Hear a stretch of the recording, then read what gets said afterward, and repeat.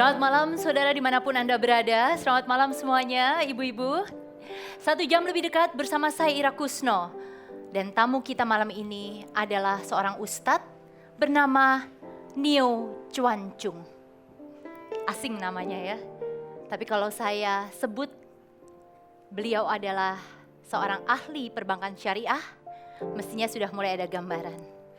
Langsung kita panggil Nio Chuan Chung alias Muhammad Safi'i Antonio. Assalamualaikum, selamat malam Pak. Waalaikumsalam, apa kabar? Apa kabar? Baik, sehat-sehat? silakan. Alhamdulillah Pak. Sudah lama nggak jumpa ya? Sudah lama sekali Pak. Alhamdulillah. Segar kelihatannya Pak. Harus terus segar. Kenapa Islam pilihannya Pak? Islam adalah satu way of life yang sangat komprehensif, memberikan solusi untuk semua spektrum kehidupan, baik spiritual, sosial, intelektual, finansial, fisikal, dan sosial. Perjalanannya tentu tidak mudah gitu Pak. Ada fase-fase di mana tidak langsung Islam. Ada agama lain yang dianut juga. Ya. Dan dalam pencariannya baru ketemu satu. Kenapa kemudian tetap berkeyakinan bahwa ini adalah yang terbaik begitu? Ya, yang menarik dalam Islam itu dia siap dites.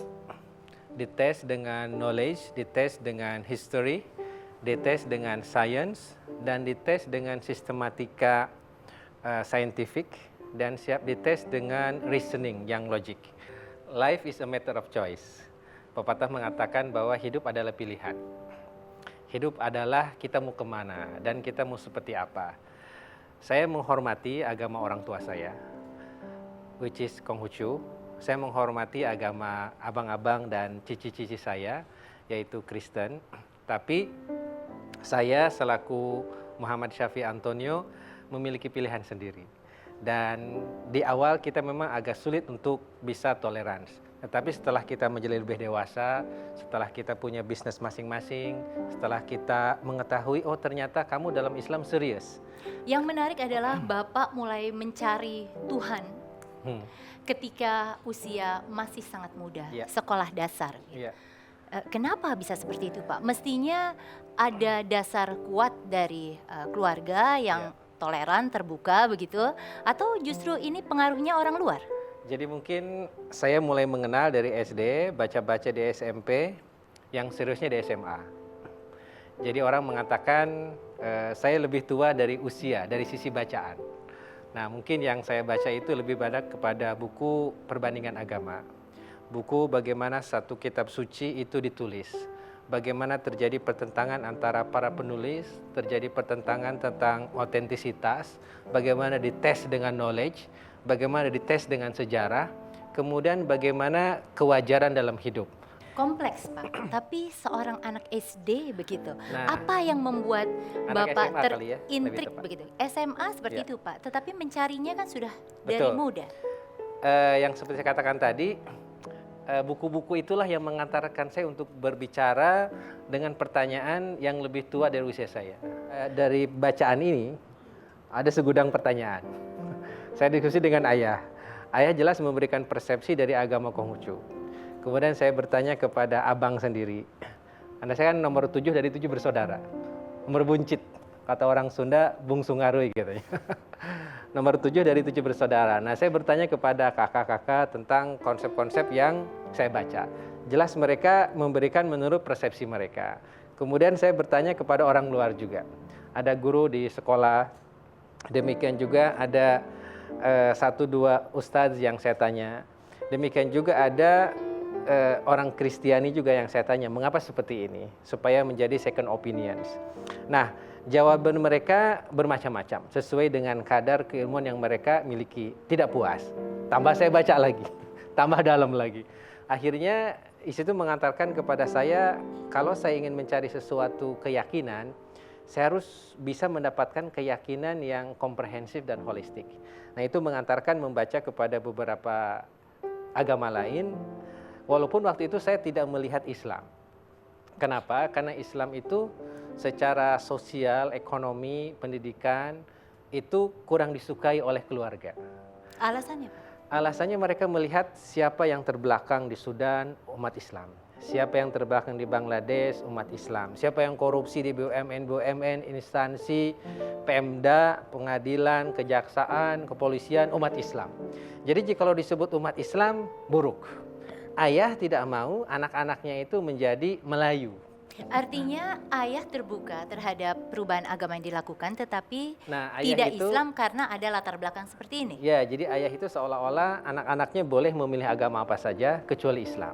Pak Safi'i, sebenarnya waktu Anda bilang tadi proses pencariannya berpuncak di SMA begitu. Walaupun kemudian terus mencari sampai saat ini. Di SD Anda sendiri sudah memeluk, sudah di pindah SD atau ini, belum? Baik, di SD ini saya sudah mulai ketemu dengan teman-teman. Karena kan kita hidup di kampung ya, di Sukabumi. Kemudian ada teman-teman yang Muslim.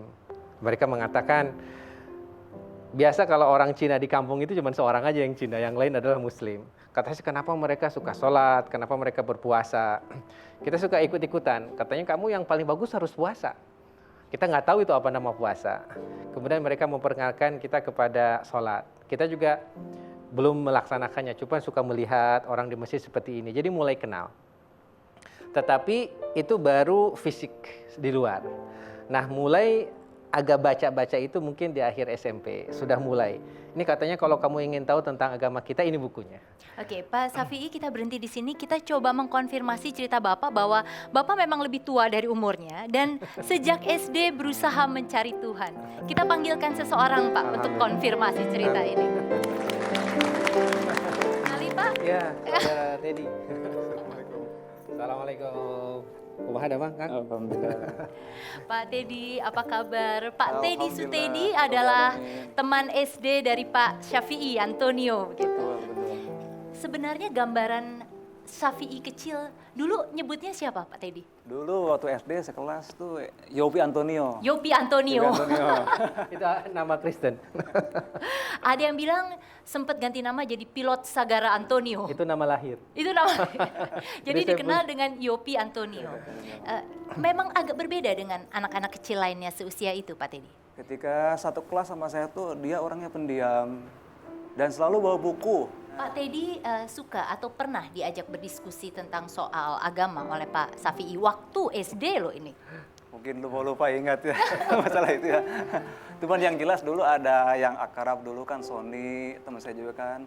Yopi, saya. Dulu satu SD itu yang tinggi badan tuh saya, Sony, dan Yopi dulu. Dan Yopi ini punya kelebihan, dia juara badminton dulu tuh. Itu SD tuh. Suka membaca dan suka badminton begitu ya? Betul, ya. Pak Teddy termasuk orang yang kemudian bercerita tentang Islam nggak ke Pak Safi'i? Ada diskusi ya? Ada diskusi sekali ya. Karena dulu satu remaja Masjid Agung dulu di Sukabumi ini. Dan Yopi dulu belajar di Anidom, di Selabintana. Ya. Kemudian saya sering komunikasi lah. Pas SMP lah mungkin beliau ini mendalami Islamnya ini. Pak Safi'i, nanti Secara kita lanjutkan. Insyaallah. Ya, Pak Teddy, pemirsa tetaplah bersama kami karena kami masih terus bersama Muhammad Safi'i Antonio dan kita akan berbicara mengenai keyakinan yang kemudian dipilihnya.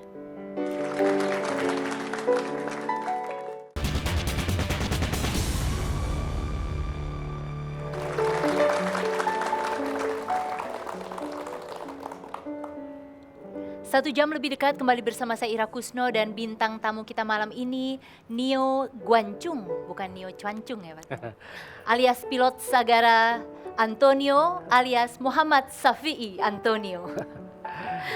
Pak, waktu kemudian mantap begitu, Ya. pindah memeluk agama Islam, reaksi keluarga keras pastinya. Saya bisa memahami sekarang. Jadi jikalau ada seorang kiai punya pesantren gitu ya, anaknya kemudian beragama lain, pasti orang tuanya itu berat. Oke. Nah, ini saya bisa memahaminya saat ini. Jadi ayah saya adalah seorang sinse, seorang haksu. Haksu itu adalah pendeta Buddha Tridharma Konghucu. Jadi di blended. Konghucu, Buddha Tridharma dan Lao Tse. Namanya Tridharma Haksu. Beliau melihat anaknya beda, sementara kan ada orang datang ke tempat dia, ada orang minta petuah dari dia, kemudian anaknya lain. Artinya ini bukan soal kepindahan ke suatu agama, tetapi lebih secara natural manusiawi begitu ya? Saya memahaminya ayah punya alasan untuk marah. Ayah punya alasan untuk nempeleng atau apapun ya. Karena ya dia adalah seorang tokoh masyarakat, kemudian anaknya berbeda. Waktu itu Pak Safi'i sempat sampai diusir dari rumah. Jadi yang lebih tepatnya mungkin karena situasi sudah tidak memungkinkan lagi, saya tahu diri. Saya keluar dari rumah supaya tidak terlalu bersih tegang. Jadi ayah sama keluarga tidak mengusir, tapi saya yang keluar. Karena situasi sudah sholat susah, mau wudhu susah, segala macam susah. Kemudian Kemana waktu itu Pak Safi'i pergi? saya pergi ke Masjid Agung Sukabumi. Di sana ketemu seorang imam, kemudian saya belajar Al-Quran di sana, kemudian mereka membawa saya ke Pondok Pesantren An-Nizam di Selabintana. Nah, di sanalah saya mengkaji ilmu pengetahuan tradisional. Ketika kemudian pergi keluar dari rumah, Iya. kemudian dari mana bisa dapat penghasilan untuk hidup? SMA waktu itu ya? Ini pertanyaan yang paling berat, tapi ada lucunya. Saya nanti bisa sharing. Jadi waktu itu ibu memang lain. Ibu walaupun beliau juga berdagang, itu lain dengan keluarga yang lain. Ibu suka masih memberi uang kepada saya walaupun sangat terbatas. Saya masih ingat ibu tuh kadang-kadang ngasih 10.000 sebulan, kadang-kadang 15.000, kadang-kadang cukup, kadang-kadang tidak. Makanya saya memberanikan diri minta beasiswa ke sekolah. Waktu itu saya di SMA 2 dan SMA Muhammadiyah, pindah. Kata saya, Pak Kepala Sekolah, saya minta beasiswa. Kata beliau, tidak ada ceritanya, kata anak yang masuk Islam dapat beasiswa. Tapi kalau kamu juara kelas, saya kasih. Akhirnya saya memaksakan diri, 1 semester juara kelas. Alhamdulillah dapat beasiswa waktu itu. Nah, setelah itu agak lumayan settle. Nah, di pondok pesantren, kiai saya itu sering diundang ceramah.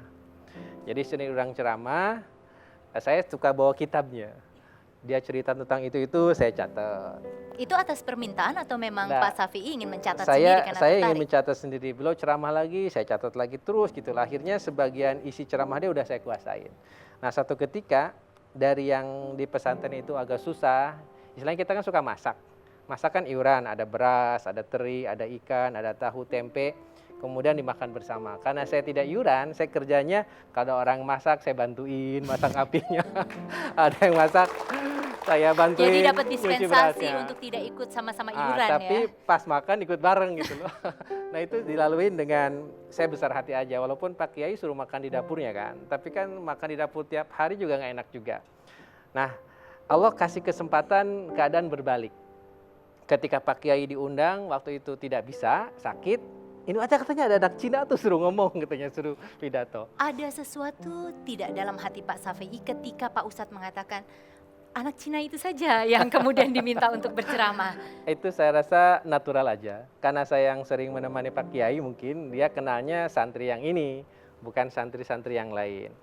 Nah, kejadiannya ketika sudah diundang, kita kan kalau ceramah kan harus ikhlas ya. Pak Kiai saya mengatakan kalau ceramah harus makan dulu. Kalau ceramah jangan mengharapkan amplop. Kalau ceramah jangan mengharapkan makan. Jadi makan dulu, bawa uang untuk pulang sehingga jika kalau nggak dikasih kamu nggak mengharapkan apa-apa. Itu saya pegang banget. Tapi ternyata Allah kasih amplop juga gitu. Nah, rupanya amplop Alhamdulillah ya. Akhirnya amplop itu karena ceramahnya cukup sering jadi banyak. Jadi di pondok pesantren tadinya saya yang paling miskin, jadi yang paling kaya. Jadi sekarang bisa iuran sama-sama, malah iurannya mungkin paling jadi banyak yang ya? tadinya kita minta, sekarang orang pinjam. Kata saya, ini tak berasnya, ini tahunya, ini tak tempenya, jadi bandar gitu di sana. Pak Safi'i pernah berpikir nggak sih, kenapa kemudian Pak Ustadz meminta Bapak justru yang menjadi asistennya? Mungkin beliau melihat anak ini, mungkin biasanya kalau yang sesuatu yang baru kan masih semangat gitu ya. Mungkin melihat saya semangat, karena saya nothing to do but study Islam further and further. Tidak ada yang dilakukan kecuali memperdalam Islam itu. Saya memang mendedikasikan, tidak ingin mengecewakan diri saya, tidak ingin mengecewakan pesantren yang sudah nerima, dan tidak ingin mengecewakan masa depan saya. Termasuk Penerimaan Pak Ustadz baik sekali. Bagaimana dengan siswa-siswa yang lain? Luar biasa. Apakah langsung menerima? Siswa-siswa lain luar biasa, sangat baik, sangat akomodatif, dan bahkan mereka mengajari saya dari mulai bahasa Arab, mengajari saya dari tafsir, dari ilmu ilmu sorof, ilmu bade, ilmu mantik, ilmu bayan, dan ilmu-ilmu tradisional lain di pondok pesantren, mengetahui saya masih baru. Saya harus belajar lebih banyak. Pak Safi, kalau kita balik lagi kepada khotbah Bapak yang pertama, masih ingat nggak tentang apa? Khotbah saya yang pertama tuh dikopekkan. Jadi Dicontekan, Pak. maksudnya ceramahnya belum lepas kayak gini, tetapi masih pakai catatan. Saya waktu itu membahas halal bihalal, bahwa halal bihalal itu harus dimaknai segala sesuatunya harus halal. Kenapa halal bihalal yang dipilih, Pak? Karena topik itu paling mudah, kepeannya gitu, Pak, contekannya lebih gampang, atau memang itu yang paling melekat ketika Pak Ustadz Karena bercerita? waktu itu orang ngundangnya setelah Idul Fitri. Setelah Jadi Idul mau nggak Fitri, mau, yang paling nggak mau relevan malah itu. gitu. Kemudian ya halal bihalal sekarang ini banyak disalah tafsirkan. Hanya halal bihalal silaturahim biasa gitu loh. Nah, dalam pengertian itu saya coba kupas bahwa yang benar itu bukan silaturahmi, tapi silaturrahim, connecting the rahim. Di situ ada makna Allah yang Ar-Rahman, Ar-Rahim, seolah-olah ibu-ibu, bapak-bapak itu semuanya satu rahim. Kita harus saling mengenal, saling sayang, bisa berkorban dan saling membantu. Pak Safi deg-degan nggak sih waktu pertama kali memberikan khotbah itu? Keringat besar, keringat kecil, panas dingin campur beraduk lah ya. Tapi saya alhamdulillah tidak terbata-bata karena punya kopekan itu. Pemirsa, tetaplah bersama 1 jam lebih dekat. Kami akan kembali masih bersama tamu kita Muhammad Safi'i Antonio dan juga pilihannya terhadap ekonomi syariah.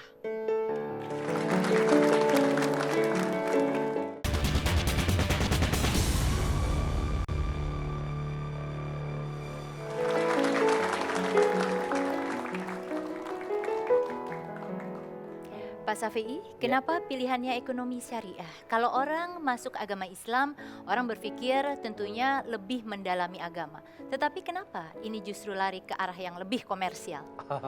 Ya, saya melihat bahwa ketika saya sudah menjadi Muslim, I have to contribute something. Saya harus berkontribusi sesuatu kepada Islam dan umatnya. Karena jikalau ada 1,3 miliar Muslim, kemudian si Antonio menjadi Muslim, hanya menjadi 1,3 plus 1 gitu. Itu tidak menggenapkan dan tidak mengganjilkan. Kemudian ketika saya melihat dalam Islam ini dan umatnya terutama, pertama saya harus membedakan antara Islam dan Muslim. Itu problem terbesar. Karena itu juga penyakit salah lihat yang terjadi dengan keluarga. Nah, ketika saya masuk ke dalam Muslim, ternyata Muslim ini memiliki 3 masalah besar. 1, kemiskinan. 2, kebodohan. 3, perpecahan. Kemiskinan, kebodohan, perpecahan. Kenapa seorang itu bodoh? Karena miskin. Ketika dia miskin, tidak punya skill, tidak punya kompetensi, maka dia akan bodoh lagi. Dan ketika bodoh dia akan miskin, kemudian ketika dia bodoh dan miskin ada sesuatu beda dikit, pecah gitu. Nah, saya melihat akarnya ini ada dalam kemiskinan dan kebodohan. Makanya bagaimana saya bisa berkontribusi untuk memecahkan masalah kemiskinan ini. Artinya dari awal Pak Safi'i tahu betul apa harapan yang bisa diwujudkan setelah belajar ekonomi syariah ini. Nah, betul. Jadi saya melihat untuk menyelesaikan masalah ini kita harus melihat bagaimana dahulu Rasul menyelesaikannya. Jadi saya melihat ekonomi ini sebagai satu proses menuju bagaimana kita bisa menjadi hamba Allah yang lebih baik dan membangun Indonesia ini. Jadi kurang lebih seperti itu.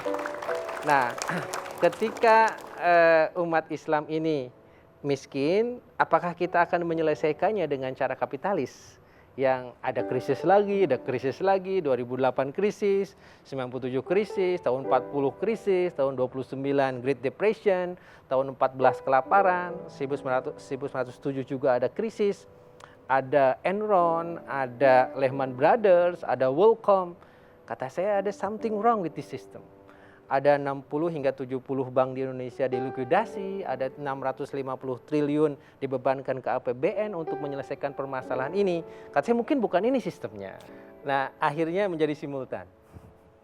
Jadi saya memulainya melihat ini satu problem, saya mempelajari ekonomi umum dahulu, kemudian saya mempelajari syariah dan hukum, kemudian di blended.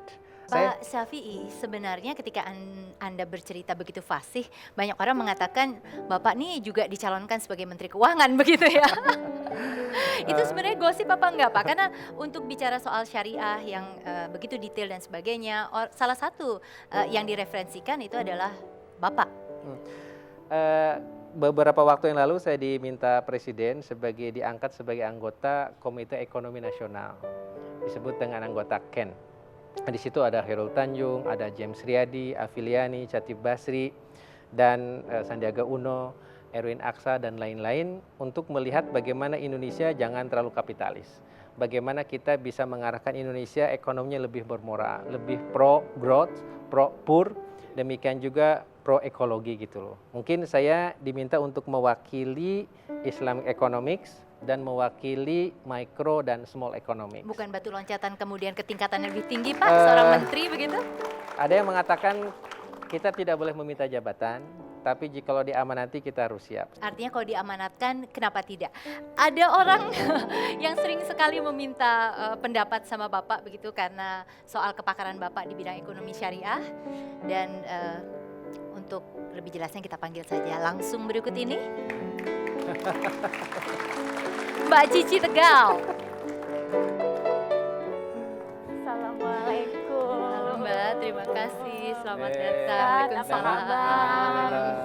Ini banyak misteri guest semua. Jadi tadi cerita Mbak Cici kalau jabatan tidak boleh diminta, tapi kalau diamanatkan ya harus dijalankan begitu. Nah, padahal Mbak Cici ini sering sekali tanya pendapat Pak Syafi'i. Kalau beliau diamanatkan ke jabatan lebih tinggi bakalan lebih sulit nih Mbak nanti ketemunya. Oh, mudah-mudahan ada jalur khusus lah, jalur reman gitu ya. Mbak Cici kenapa kemudian sering bertanya ke Pak Syafi'i? Iya kan kita semuanya sudah tahu bahwa beliau ya adalah ilmunya gudang ekonomi syariah gitu ya. Dan kalau saya pribadi yang ya kata orang public figure, kata orang pekerja seni, yang masa kerjanya itu menurut saya paling pendek daripada pegawai-pegawai yang lainnya. Jadi harus amat sangat hati-hati dalam memegang uang, memutar uang. Nah disitulah lalu saya banyak membaca, banyak bertanya gimana caranya nih menyelamatkan honor saya yang kecil ini gitu ya. Dan banyak sekali tawaran dan saya juga memang senang agak-agak avanturir ya, misalkan main saham dulunya tuh gitu ya, kemudian investasi seperti apa lagi ditawari. Kenapa lagi, Mbak segala Cici macam. kemudian tiba-tiba berpikir wah kelihatannya harus lebih syariah nih. Ini kelihatannya harus ada orang referensi yang ditanyakan lebih jauh tentang soal harta yang dimiliki atau honor yang didapat misalnya. Iya. Karena sekarang saya sudah alhamdulillah udah seperti ini, udah jadi anak pengajian, udah jadi anak masjid, anak madrasah. Jadi mungkin cari uangnya nggak seperti dulu lagi. Tapi sementara ya kita harus tetap kan menginvestasikan duit kita yang secepilik ini. Ya, jadi setiap ada tawaran kerjaan, ada tawaran investasi atau ada tawaran bisnis, selalu saya bertanya pada beliau. Sebenarnya kalau artis gitu ya dan seperti tadi Mbak Cici bilang punya jangka waktu Masa puncak produktif. yang pendek begitu. Apa sih nasihat utama dari seorang ahli ekonomi syariah? Ada satu hadis Rasul yang menyuruh kita untuk mengkombinasikan antara hemat, saving, dan investment. Rahimahullah man iktasabat thayyiban wa anfaqa qasdan wa dakhara li yaumi hajatihi wa faqrih. Sangat-sangat dimuliakan Allah orang yang mencari rezeki dengan halal, mengkonsumsinya dengan hemat, kemudian menabung dan menginvestasikan untuk masa depan dia. Jadi ini kombinasi antara 4 hal dan ini disebutkan oleh Rasul 15 abad yang lalu. Jadi artis adalah orang yang punya income opportunity yang besar tapi pendek. Nah kebanyakan kaya sekarang nelongso di masa tua. Oke. Nah ini harus disiasati. Caranya pertama mengubah lifestyle. Nggak usah dugem tiap malam. Kemudian beli sepatu, beli tas yang sedang-sedang aja. Di saving. Kemudian saving ini kita harus memilih mana yang fleksibel untuk kepentingan kita sendiri dan sebagian kita investasikan. Pak Safei, Mbak Cici ini adalah hanya salah satu dari sekian banyak orang yang Ya. pasti meminta nasihat, banyak nasihat dari Pak Safei. Itukah sebabnya melihat opportunity seperti ini, Bapak hanya bertahan sebentar di bank yang membesarkan Bapak, kemudian mendirikan usaha sendiri? Jawabannya itulah darah dagang Cina saya mengalir lagi.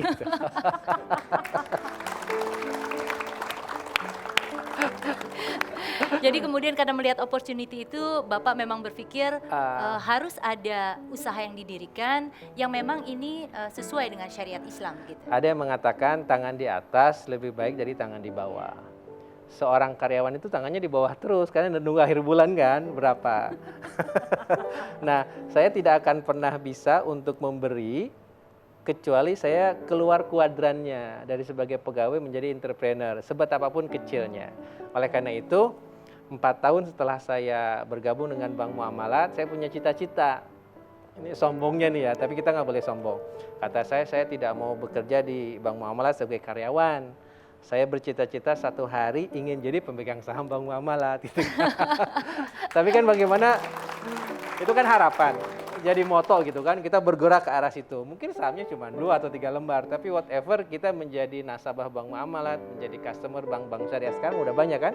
Ada Bank Syariah Mandiri, Bank Bukopin, Bank Megasyariah dan lain sebagainya. Dan dengan mendirikan Taskia yang sekarang dimiliki oleh Pak Safei, keinginan untuk menjadi pemilik Bank Muamalat terpenuhi Pak, sudah? Minimal beberapa saham ya. Pemirsa tetaplah bersama kami akan kembali bersama Pak Ustadz Safei Antonio dan juga cerita tentang kesibukannya saat ini.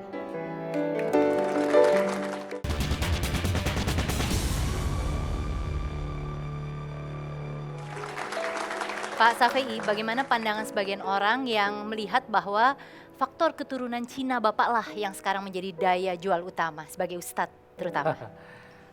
Itu ada benarnya, tapi juga mungkin tidak. Ujung-ujungnya kita harus punya konten, punya materi, dan punya knowledge. Karena kita tidak bisa bercerita dan cerita bagaimana saya melakukan proses ini. Itu kan bosen. 2-3 kali is enough.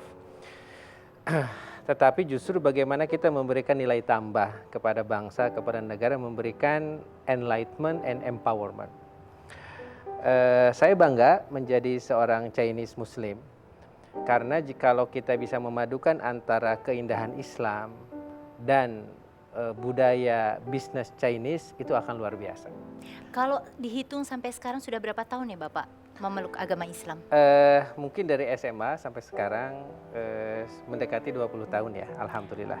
Beberapa pihak masih menyaksikan sebenarnya keislaman Bapak begitu. Itu wajar dan boleh berbeda pendapat. Yang tidak boleh menyaksikan keislaman kita itu adalah Allah Subhanahu Wa Taala. Itu nggak boleh sanksi. Yang lain silakan berbeda. Pak Safei, kalau dari tadi Bapak bercerita soal background, kemudian memeluk agama Islam, soal keluarga, juga keluarga besar begitu ya, dan juga pendidikan. Orang belum mendengar bagaimana Bapak bertemu dengan pilihan hati Bapak, istri Bapak. Kita undang dulu, Ibu Mirna. Assalamualaikum. Terima kasih Bu. Alhamdulillah. Ini kita punya satu panggilan khusus. Jadi saya memanggil beliau namanya Bucu. Ceritanya gimana? Kenapa Bucu? Bucu itu ada kan kalau kita suka mainin anak kecil, ucu gitu kan. Jadi saya manggil beliau Bucuna. Kemudian beliau memanggil saya siapa? Bucuda. Bucuda. Saya orang Sunda, tapi beliau orang Sumatera Barat. Saya tidak mau dipanggil Akang, saya lebih senang dipanggil Uda gitu. Ketemunya gimana sebenarnya Bu? Ketemunya di Bank Muamalat, Mbak Ira. Jadi waktu itu kerja sama-sama di sana? Iya. Jadi beliau duluan, kan beliau memang termasuk salah satu yang ikut ya ketika pendirian Bank Muamalat. Saya waktu itu sudah bekerja di bank juga sebelumnya dan ketika Bank Muamalat didirikan saya tertarik sama sistemnya. Tapi sebenarnya ketertarikan pertama itu adalah sebelumnya saya belum berkerudung.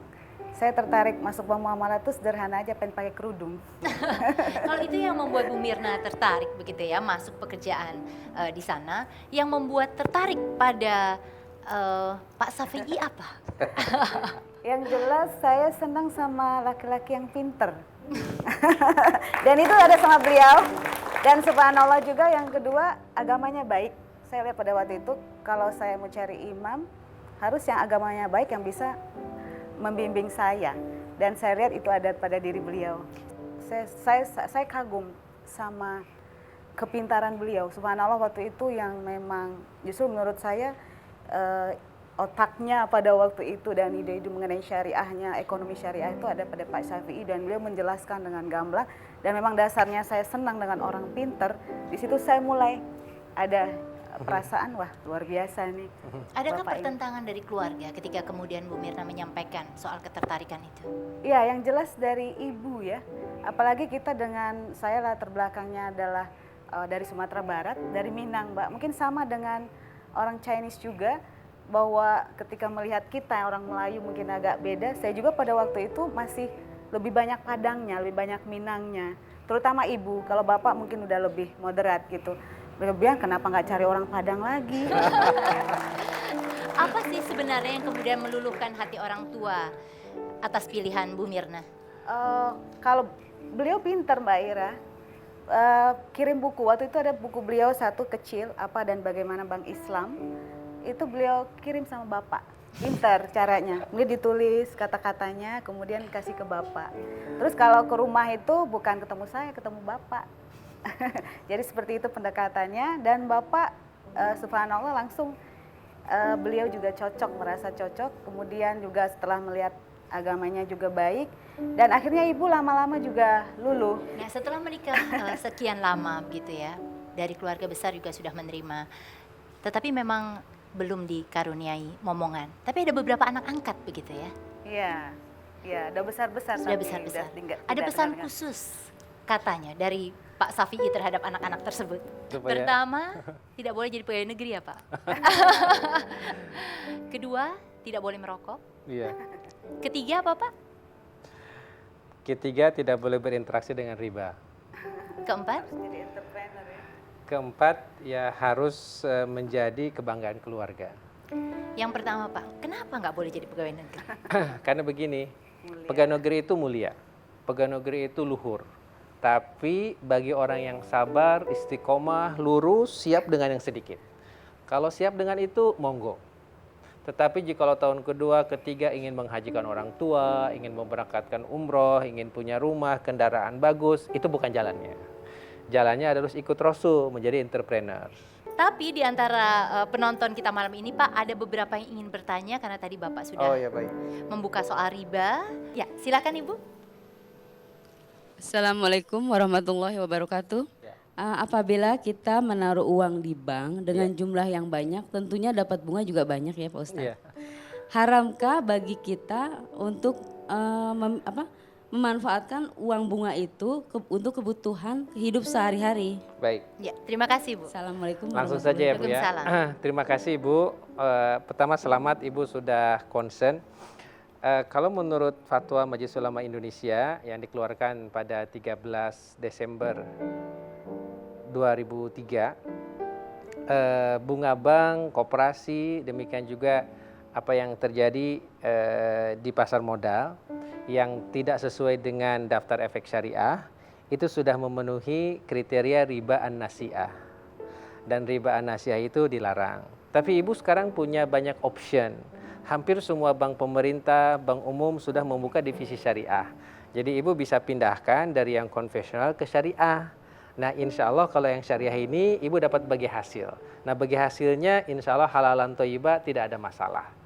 Dan ternyata tentang hal ini juga diamini, bukan hanya dalam Al-Quran saja dilarang, bahkan dalam Bible sendiri pun ada beberapa ayat yang tidak memperkenankan kita menjadi rentenir, tidak memperkenankan kita mengambil dari bunga uang tersebut. Jadi Ibu bisa pindahkan ke unit syariah atau cabang syariah. Sekarang hampir semua bank sudah ada. Jumlahnya yang full syariah ada 10. Yang divisi syariah ada 23. Di Indonesia juga lebih dari 145 BPR syariah, ada lebih dari 3.000 koperasi syariah. Artinya uang bagi hasilnya bisa dinikmati dan dengan tidur tenang, hati nggak deg-degan, Bu. Iya. Terjawab ya, Bu ya? Iya. Pak, kalau kita balik lagi, Pak, ini Iya. kalau tadi meluluhkan hati keluarga besarnya Bu Mirna, caranya seperti itu. Kalau di keluarga besar Bapak, saat ini hubungannya seperti apa? Saat ini sangat-sangat baik dan sangat-sangat harmonis. Karena secara singkat saya melakukan 8 hal. Dan mereka itu ternyata respect dengan apa yang saya lakukan. Bahkan yang menarik, ayah saya sendiri pernah datang ke tempat saya melakukan pembinaan usaha-usaha mikro. Kemudian saya punya kampus, Sekolah Tinggi Ekonomi Islam Tazkiyah. Ayah itu suka ngitung feng shui-nya. Suka ngitung feng shui-nya di situ. Jadi ayah itu menghitung jumlah tangga. Katanya ini tangga kamu ini kurang. Cuman 20, yang benar itu 21. Kata saya, gimana jika kalau lantainya dihitung nomor 21 ya? ini ada sepakat. Tapi kata saya, jangan coba-coba ngitung feng shui arah kiblat ya. Bagaimana perasaan Pak Safi'i ketika kemudian ayah terbuka menerima seperti itu? Satu kebanggaan sekali. Sesungguhnya ini terjadi ketika saya sudah selesai master, ayah sudah mulai respect. Apalagi ketika saya melanjutkan S3 di University of Melbourne, saya undang ayah untuk menyaksikan wisuda saya. Wisuda kan waktu itu kan setting di Melbourne gitu ya. Ayah dan ibu datang, kemudian istri juga ikut. Ayah nangis ketika saya menerima scroll ijazah doktor di kampus di barat gitu. Dan dia tidak mengeluarkan uang sesen pun sehingga anaknya jadi S3. Nah kata saya, ayah kenapa nangis? Ya katanya saya bangga kepada kamu meniti satu proses hidup yang susah. Akhirnya kamu jadi dokter juga di luar negeri. Sekarang ya udah terserah kamu mau melakukan apa aja, ayah dukung. Lebih seperti Bagaimana dengan ibu? Ibu sendiri kemudian pindah memeluk agama Islam. Ibu sesungguhnya beliau tuh keturunan Cirebon. Jadi ayah Chinese penuh, ibu itu 3/4. Jadi ada unsur kuningannya. Nah ibu ini ikut dengan ayah agamanya. Saya juga tidak pernah mengajak ibu ke masjid, saya tidak pernah mengajari apalagi memaksanya. Mungkin ibu itu mengamati saya. Akhirnya mungkin ibu melihat kamu ini sekarang sudah berubah. Ketika sudah menjadi muslim, kamu menjadi lebih peduli kepada keluarga besar. Dan saya kalau ibu marah, saya senantiasa diam. Kan Islam tidak boleh mengatakan, bahkan tidak boleh mengeluarkan suara lebih keras dari suara ibu kita. Saya diam, udah beres baru saya timpalin. Rupanya ibu tertarik dengan semua proses ini. Akhirnya tanpa dipaksa, tanpa dibujuk, akhirnya ibu mengatakan, Antonio, saya mau ikut kamu. Begitu saja. Jadi akhirnya alhamdulillah beliau menjadi muslim. Kemudian saya berangkatkan haji dan saya berangkatkan umroh. Yang menarik dari ibu, beliau adalah seorang yang istiqomah. Begitu menjadi muslim, begitu menjadi haji, beliau memakai jilbab kemanapun. Dan beliau meninggal 1 tahun yang lalu di masjid saat sholat subuh, di tengah-tengah sholat pada rakaat yang kedua. Dalam keadaan sujud. Subhanallah. Jadi tidak nyusahin orang dan beliau masih sehat. Pergi dari rumah ke masjid, jalan kaki sendiri, tidak batuk, tidak kena jantungan, tidak apa-apa. Tiba-tiba aja langsung meninggal. Jadi itulah yang menjadikan saya berbesar hati dengan ibu ini. Pak Safi'i, Ibu Mirna, terima kasih untuk hadir dan menjadi tamu 1 jam lebih dekat. Pemirsa, 1 jam lebih dekat akan kembali kepada Anda minggu depan dengan tamu yang juga menarik. Selamat malam, sampai jumpa.